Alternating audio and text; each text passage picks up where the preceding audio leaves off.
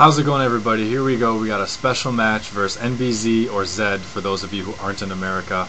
And he's been battling like me since 2007, so because of that, we're going to have 7 rock, paper, scissors instead of 3. How about that? So this one's for you, man. Rock, paper, scissors, shoe. Rock, paper, scissors, shoe. Rock, paper, scissors, shoe. Rock, paper, scissors, shoe.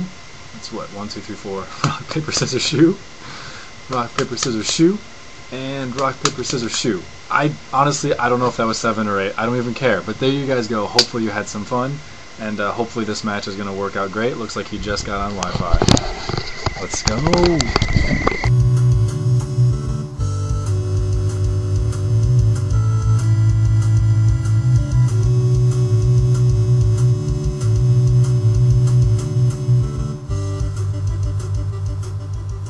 Welcome, everybody. Excuse me. Here we go. Starts right off the bat with Ments and Llanowar, and I'm thinking, well, don't know what kind of Ments it is. Sometimes when they're lead, they're usually like more Spexy or perhaps even Scarfy back in the day. Like, who knows anymore? It's been so long. So I could potentially get up some Stealth Rocks, maybe. But I think I'm just going to head out and try and figure out if I can learn more about this guy first. So I'm going to go out to Snorlax because I feel like he's got a good chance of taking anything. Shows a Dragon Claw, so I'm like, okay, it's probably worst case scenario mixed, I suppose. Maybe with like just Draco Meteor then. So I'm just going to try and see if I can get some body slams over here and get some damage in that way, and obviously hopefully get a paralysis. That'll make kind of a big difference. So he starts dancing up, and this makes it really tough for him. Like, do you stay in and try and get faster and stronger and hope that you don't get paralyzed? Like, it's a bad situation to be, but I mean, what else can he necessarily do? Like, I don't know what else he has on his team. Maybe that's just not the best case to be in, but that's what Snorlax is all about, you know, punishing you whether you do or you don't, to making it really tough. So I get the Parahax and I switch out to an actual physical wall, and he didn't take it nearly as well as I thought he would. I'm like, well, this kind of sucks. But the whole time I was thinking, oh god, he's still gonna have Draco Meteor and, you know, this and that. And then after seeing the 2 dances, I switched back out to here thinking, oh, no big deal, I'll just roost it off, wait for a paralysis, set up Stealth Rock, and just, you know, kind of hang out here, take advantage of it. And I was like, well, now I'm screwed, because what if he still does have Draco Meteor? And after some thinking, I'm like, well, I'm just going to go for it. We'll just see. Maybe he doesn't. We'll go from there, figure out what happens. Maybe his mix is just Fire Blast, you know, no big deal. So it still hurts an absolute hell of a lot. I'm just going to keep trying what I can try, and he dances up again, which I believe that's him thinking I don't have an ice attack, because way back in the day, dragons were allowed to be played in 4th gen before they all got banned, and eventually Gliscors only needed Earthquake, so that was all they had to attack with. So I'm thinking maybe he thought all I could do was set up Stealth Rock and Roost, and that he was just going to try and boost up and eventually kill something, but that wasn't the case. He brings in a Spinner anyway, so I guess if that's what he was thinking of, he didn't really have to need to be afraid of Stealth Rock just yet, but I guess we'll see the rest of his team. So I go out to Loom for a couple of reasons. One, it gives me the best chance of minimizing what he gets to set up, and 2, it's Loom, so nothing bad can happen. And I'll put him to sleep, go from there. There's a couple ways you can play it. You can set up a sub, you can go straight for a Focus Punch. I really wouldn't just go straight for Seed Bomb. That's kind of awkward. Depending on what comes in, either play could potentially work out better for you. Focus Punches, if I had an extra one, it wouldn't hurt him too much more here if I had a substitute up. He'd get an extra speed boost, which will also end up being irrelevant, so not really a big difference in this case. I'm going to go right back out to Snorlax, we'll take it the best, and we'll go from there.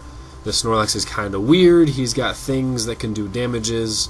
He misses a Hypnosis, which, again, in this game, that was 70%. It hasn't been nerfed yet, and it does miss. Granted, I'm a Snorlax, so I don't really care if I'm put to sleep, but hit him with the Fire Punch, he gets a boost. It's not a reversal boost, however, so I don't have to be too afraid. He goes for it again, and game, you tortured me with bad RNG for 7 years, and now all of a sudden when I don't want anything to go my way, I want a close match, you're going to make me... That's dumb. It's unfortunate. I know exactly how it feels, and it really sucks, and it's kind of ruining the battle right off the bat, but he goes over to Swine, and I don't know if it's going to be Bandit or not. I don't know if maybe he wants to... There's so many things that this guy can do, and what am I going to switch to? I can't really go to Gliscor for fear of Ice, so I'm just gonna kind of hang out and see if maybe I can get a paralysis off on him, I guess. I mean, Mence is gone, and the whatever the hell we just saw is essentially gone.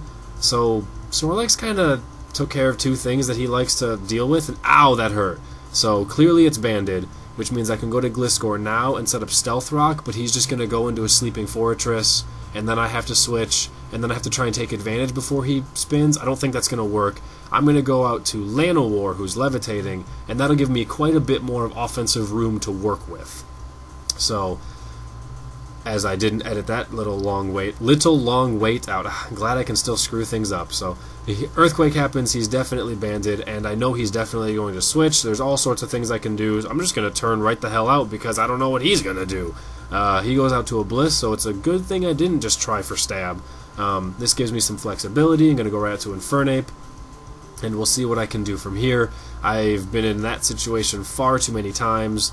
I'm just going to play it obvious, because, Lord the hell, I'm so used to thinking of it from my end, I don't even know what other people think about when they're looking at Infernape versus your Blissey. So I'm not even going to try and hide it. I'm just going to go right for the close combat. Don't care. I want to kill Blissey, so I'll let him do all the hard thinking, and I'll just be easy. So Fori comes in, and I'm thinking, well, maybe that's a bait for a Flash Fire. Boom! Got it! It wasn't the one I was hoping. I was hoping it'd be Heatran, so that I could just kill it, and then have a nasty plot.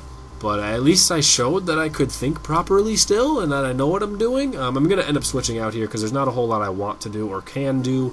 I still have fantastic Pokemon in my inventory capable of being death fodder! Haha! Take that. Perfect use of Snorlax there, so he did some work taking some hits from a couple different guys and then being a perfect death fodder for me. Very, very pleased with how all that turned out, and this gives me flexibility to go wherever I want, which will be Starmie. And I have no intentions of actually using Starmie because he has no intentions of staying in versus Starmie. He is going to go to either a Bliss or a Fortress, and I'm going to find out which one it is and set up Stealth Rock, because Fortress is still asleep. Because unlike in 5th and 6th gen, sleep resets when pokes switch out. They don't just keep track of it where he could wake up first turn or do something or nasty or whatever, anything, whatever. So I'm going to get those set up. There we go. There's the Stealth Rock. He aromatherapies, so that wakes up Fortress and whatever else he still has hanging out. I don't think anything else still has a status. I think the stuff that did is dead now. So here's an interesting turn. He could potentially Toxic in 4th gen, or he could T-Wave if I wanted to bring an Infernape, which is obvious. He could Ice Beam, which going to Breloom hurts a little bit more. I know he'll survive it, though. It's more, I don't want to get T-Waved on Infernape, so I'm going to go here. It's sort of the same thing. Pokes aren't black mages. They don't have mana points where they can just cast whatever spell they want at whim. They've only got 4 moves. The fact they went for T-Bolt shows that we were on the same page as far as what we were thinking, trying to get the paralysis on Infernape to make everything so much easier for him. But I took the precaution of switching here. Not like it's a bad switch by any, like neither one of those is an inferior choice, but by no means. I just think this one's a little bit safer, a little bit slower, a little bit safer. So I'll put him to sleep. That'll give me the flexibility. Considering I've already seen a bunch of his team at this point, he doesn't have a Ghost. I have no problems just putting up a sub and going from there, seeing how it wants to work. He stays in for a turn, which I find interesting. I don't really know. I mean, maybe I don't know.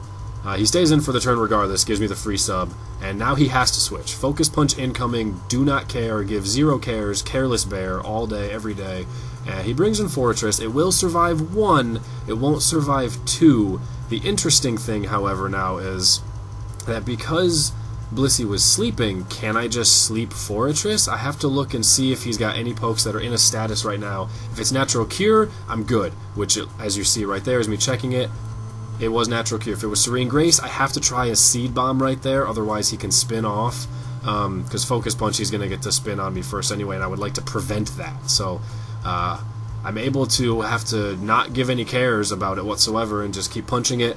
It is now gone. He's got, what, Arcanine, he had a Salamence, he's got a Mamoswine, he had a Bug thing, I get Yanmega, so he definitely needed a spinner and needed rocks gone as long as he could, which makes more sense as far as to now earlier in the game why he wanted them gone. But he goes for a double hit, which was a perfect move. I didn't even know it could learn double hit. I took the precaution of using Seed Bomb just because it was faster. Like, literally, it was a faster choice, and I knew it wouldn't matter. They both would kill. Wow. So it didn't make a difference as far as killing that thing or not. whether the double hit missed, but it would have broken sub, which would have made this, I would have had to switch out and change things a little bit. Whereas he was probably expecting if double hit hits, no focus punch, dude stays alive. Well, not quite. I did accidentally back into something with another safe strat. So safe strats for days, and Breloom, man, he loves going to Linkin Park, because in the end, it just doesn't even matter. He's just gonna win, and that's just what he does, man. I owe so much to this little green-hatted poke. It's unbelievable.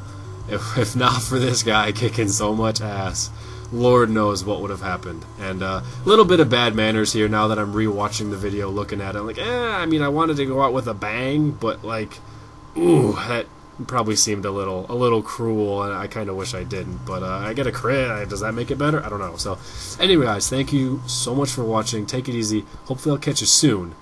We love you, man. Thanks, NBZ. I almost said ZMT for some reason.